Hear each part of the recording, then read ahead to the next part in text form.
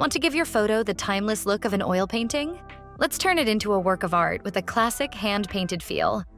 In the photo editor, start by dragging and dropping your photo directly onto the canvas. Next, head to the Artsy tab and open the oil painting category. You'll find a variety of styles to choose from. For this transformation, we're using Oil Painting GFX. To apply the default settings, click the check mark. But let's take it a step further and fine-tune the style. Click on the Settings icon to open the adjustment sliders. Use the Fidelity slider to control how true to your original photo the effect will be.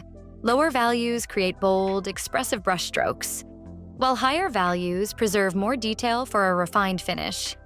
Smoothness adjusts how soft and blended the brushstrokes appear. Tweak it to find the perfect balance between texture and polish. Lastly, the Variation slider gives you 5 versions of the effect to explore. Slide through them until you find the one that feels just right. When you're happy with the result, click Apply. Ready to showcase your new masterpiece? Click Save to download it, or choose Print Products to turn it into a high-quality print delivered to your door. And just like that, you've created an oil painting from a photo. No brushes or mess required.